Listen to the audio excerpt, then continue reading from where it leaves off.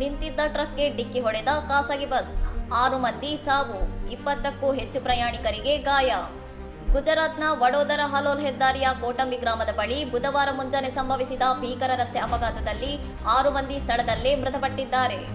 ರಾಜಸ್ಥಾನದಿಂದ ಸೂರತ್ಗೆ ತೆರಳುತ್ತಿದ್ದ ಐಷಾರಾಮಿ ಖಾಸಗಿ ಬಸ್ ಟೈರ್ ಒತ್ತಡ ಪರಿಶೀಲಿಸಲು ರಸ್ತೆ ಬದಿಯಲ್ಲಿ ನಿಲ್ಲಿಸಿದ್ದ ಟ್ರಕ್ನ ಹಿಂಭಾಗಕ್ಕೆ ಅತಿ ವೇಗವಾಗಿ ಬಂದು ಡಿಕ್ಕಿ ಹೊಡೆದಿದೆ. ಘರ್ಷಣೆಯ ತೀವ್ರತೆಗೆ ಬಸ್ಸಿನ ಮುಂಭಾಗ ಸಂಪೂರ್ಣವಾಗಿ ನಜ್ಜುಗುಜ್ಜಾಗಿದ್ದು, ಗಾಯಗೊಂಡ ಸುಮಾರು 20 ಪ್ರಯಾಣಿಕರನ್ನು ತಕ್ಷಣವೇ ಸಮೀಪದ ಆಸ್ಪತ್ರೆಗಳಿಗೆ ದಾಖಲಿಸಿ ಚಿಕಿತ್ಸೆ ನೀಡಲಾಗುತ್ತಿದೆ.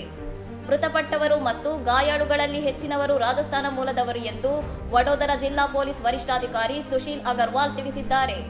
ಅಪಘಾತದ ಮಾಹಿತಿ ತಿಳಿಯುತ್ತಿದ್ದಂತೆ ಜರೋಡ್ ಪೊಲೀಸ್ ಠಾಣೆಯ ಸಿಬ್ಬಂದಿ ಹಾಗೂ ರಕ್ಷಣಾ ಕಾರ್ಯಕ್ಕಾಗಿ ಎನ್ಡಿಆರ್ಎಫ್ ತಂಡಗಳು ಸ್ಥಳಕ್ಕೆ ಧಾವಿಸಿ ಭಾರೀ ಕಾರ್ಯಾಚರಣೆ ನಡೆಸಿವೆ. ಬಸ್ಸಿನಲ್ಲಿದ್ದ ಪ್ರಯಾಣಿಕರನ್ನು ಹೊರತೆಗೆಯಲು ಹರಸಾಹಸ ಪಡಬೇಕಾಯಿತು. ಈ ಸಂಬಂಧ ಪ್ರಕರಣ ದಾಖಲಿಸಿಕೊಂಡಿರುವ ಪೊಲೀಸರು ಮುಂದಿನ ಕಾನೂನು ಕ್ರಮ ಕೈಗೊಂಡಿದ್ದಾರೆ. ಇನ್ನಷ್ಟು ಸುದ್ದಿಗಳಿಗಾಗಿ ನೋಡ್ತಾ ಇರಿ ಸವರಂ ಟಿವಿ.